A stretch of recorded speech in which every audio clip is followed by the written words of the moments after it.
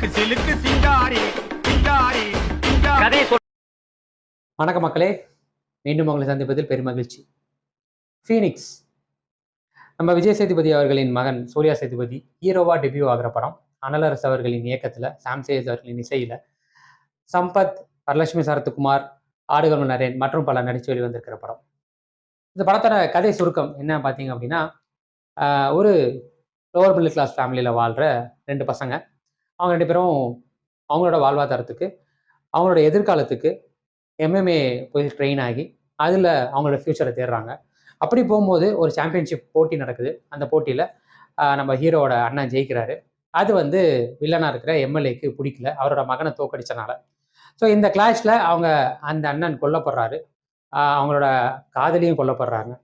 So இதுக்கு அடுத்து நம்ம ஹீரோ என்ன பண்ணுறாரு, அதுக்கான பின் விளைவுகள் என்ன வருது அப்படின்றத ரொம்ப பக்காவா அவுட் அண்ட் அவுட் ஒரு ஆக்ஷன் ரத்தம் தெறிக்க ஒரு படம் தான். எனக்கு இந்த படத்துல ஃபர்ஸ்ட் திங் பிடிச்சது அப்படின்னும் போது, இது ஒரு out and out action movie. ஏன்னா எடுக்கிறதே ஒரு ஸ்டண்ட் டைரக்டர் தான், நம்ம அனலரசு. ஸோ அவர்களோட இயக்கம் அப்படின்னு வரும்போது ஆக்ஷன் சீன்ஸ் எல்லாமே பிரமாதமா இருந்தது, தரமா இருந்ததுன்னு சொன்னோம். அதுவும் இது ஒரு ஜுவனல் ஜெயிலில் நடக்கிற அந்த வயசு பசங்க, அது ஒரு 17 வயசு பசங்கன்னா ஒரு 70 to 21 வச்சா கூட அந்த சின்ன சின்ன பசங்களுக்குரிய நடக்கிற சண்டைகள் தான், அந்த காட்சி அமைப்புகள் ரொம்பவே பிரமாதமா இருந்தது. எந்த இடத்துலையுமே வந்து நம்மளுக்கு வந்து ஒரு லேகாவோ, நம்மளுக்கு டூ போடுற மாதிரியோ, இல்லை அந்த ஸ்டண்ட்ல ஏதாவது மிஸ்டேக்ஸ் காணுற மாதிரியோ எதுவுமே இல்லை, ரொம்பவே பர்ஃபெக்டாக இருந்தது. ஸோ ஃபர்ஸ்ட் திங் எனக்கு அது ரொம்பவே பிடிச்சிருந்தது. ரெண்டாவது இதில் வர பெர்ஃபார்மன்ஸ். முதல்ல நம்ம சூர்யா சேதுபதி, இந்த ட்ரோல் கான்ட்ரவர்சிலாம் தனியாக வெளியே எடுத்து வச்சு ஒரு டெபியூ ஹீரோவாக அவர் என்ன பண்ணியிருக்காரு அப்படின்னா, இந்த படத்தில் வசனங்கள் ரொம்ப கம்மி, எண்ணிரலாம். மொத்தமாக ஒரு 20 வசனம் தான் அவர் பேசியிருப்பாரு.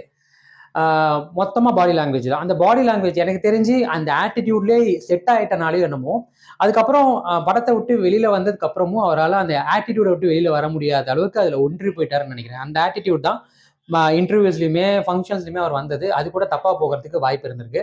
பட் எனக்கு தெரிஞ்சு அந்த பாடி லாங்குவேஜை அவர் கொண்டு போனது ரொம்பவே பிரமாதமாக இருந்தது. ஒரு அண்ணனை இழந்த ஒரு தம்பி தான் உயிரை காப்பாற்றிக்க எந்த எல்லைக்கும் அளவுக்கு கூடிய ஒரு தைரியம், அந்த கரேஜ், அந்த பிரேவ்னஸ், அது எல்லாத்தையுமே அவரோட பாடி லாங்குவேஜில் கொண்டு வந்திருக்காரு. பிரமாதமான ஒரு டெபியூ. அதை தாண்டி இதில் அவங்க அம்மா வர தேவதர்ஷினி உண்மையிலேயே சொல்லப்போனால் ரொம்பவே பிரமாதப்படுத்தியிருந்தாங்க. ஒரு அம்மா கேரக்டரில் ரொம்பவே பிரமாதமாக படுத்திருந்தாங்க, நல்லா செமையாக நடிச்சிருந்தாங்க. போலீஸாக வர உத்தமனாக இருக்கட்டும், ஆடுகளம் நரேனா இருக்கட்டும், வரலட்சுமி சரத்குமார் வில்லனோட அம்மாவை வர வரலட்சுமி சரத்குமார், அவங்க அப்பா வர எம்எல்ஏ வர சம்பத்தாக இருக்கட்டும், அந்த மாதிரி இவங்களோட அண்ணனாக வர ஹீரோட அண்ணனாக வர அவங்களோட காதல் அயலி படத்தில் நடித்த அந்த ஹீரோயின், அவங்க வந்து ஹீரோவோட அண்ணனோட காதலியாக வருவாங்க. ஸோ இந்த கேரக்டர்ஸ் எல்லாமே ரொம்பவே ஜஸ்டிஃபை பண்ணியிருந்தாங்கன்னு சொன்னோம். பர்ஃபார்மன்ஸில் எங்கேயுமே நம்மளுக்கு குறையா தெரியல, எல்லாருமே பிரமாதமான நடிப்பை வெளியிட்டிருந்தாங்க. அதுக்கடுத்து எனக்கு ரொம்ப பிடிச்சது இசை. சாம்சிஎஸ் சாம்சிஎஸ் அவர்களின் படம் அப்படின்னாலே பாடல்கள் எந்த அளவுக்கு கவனிக்கப்படுகிறதோ அதை தாண்டி பின்னணி இசை பெருமளவில் கவனிக்கப்படும். அதே தான் இந்த படமும். இந்த படத்துக்கு என்ன வேணுமோ அதை பிரமாதமாக கொடுத்துருந்தாரு. சீரியஸாக பேக்ரவுண்ட் ஸ்கோர் இதுக்கு ஒரு பெரிய சோல்னு சொல்லணும். ரொம்பவே அருமைப்படுத்திருந்தாரு. எந்த இடத்துலையுமே வந்து நம்மளுக்கு அந்த பரபரப்பு, அந்த தொட்ட பரபரப்பு ஃபர்ஸ்ட் சீன் ஆரம்பிச்சு கடைசி சீன் வரைக்குமே கொண்டு போனார். ரொம்பவே பிரமாதமாக இருந்தது. ஸோ இசையுமே எனக்கு ரொம்ப பிடிச்சிருந்தது. ஸோ வேற என்ன இன்னும் பெட்டராக பண்ணியிருக்கலாம் அப்படின்னு எனக்கு தோணுனதுன்னு பார்த்தீங்கன்னா, சூர்யா சேதுபதியோட இன்னொரு சைடை நம்மளுக்கு காட்டவே இல்லை. ஐ மீன், நான் சொன்ன மாதிரி இந்த எமோஷன் சைடில் எங்கேயும் பெருசாக அவர் இன்னுமே பெட்டர்மெண்ட் பண்ணணும். அவங்க அண்ணன் இழந்து அவர் தவிக்கிற அந்த காட்சியிலையும் பெருசாக அவரால் அந்த முழு எஃபர்ட் போட்டு அந்த எமோஷன்ஸ் தெரியல. மற்ற இடத்துல இந்த ஃபன்னி சைடு நம்மளுக்கு இந்த படத்தில் பெருசாக காட்டுறதுக்கான வாய்ப்பு இல்லை. ரொமான்ஸ் இல்லவே இல்லை, அவருக்கு பேரே இல்லை. ஸோ அந்த விஷயங்கள் எல்லாமே இன்னும் பெருசாக காட்டலாம். இன்னும் அவருக்கு அந்த நடிப்புக்கான முழு இதுவும் நம்மளுக்கு இன்னும் தெரியாதனால அது எவ்வளோ தூரத்துக்கு அவர் டெவலப் பண்ணுறாரு தான் பார்க்கணும். பட் அதையுமே கொஞ்சம் காட்டியிருக்கலாம் அப்படின்ற ஒரு விஷயம் தான். ஃபர்ஸ்ட் ஹாஃப் வந்து ஒரு 50 நிமிஷத்துல பரபரன்னு கொண்டு போய் முடிச்சுட்டு, செகண்ட் ஹாஃப் கொஞ்சம் ஸ்டோரி பிளாட்டை அங்கே காட்டுறது கம்ப்ளீட்டா காட்டினால கொஞ்சம் ஸ்லோவான மாதிரி ஒரு ஃபீல் தான். அதை கொஞ்சம் முன்னாடியே காட்டியிருக்கலாமோ அப்படின்னு ஒரு தோணும். ஏன்னா ஃபர்ஸ்ட் ஒரு 50-55 மினிட்ஸ்ல ஃபர்ஸ்ட் ஹாஃப் முடிஞ்சிருச்சு. அதை கொஞ்சம் 1 hour 5 minutesக்கு இதில் என்ன நடந்ததுன்றதையாவது காட்டியிருக்கலாம். அப்படி கொஞ்சம் கொண்டு போய் முடிச்சிருக்கலாம்.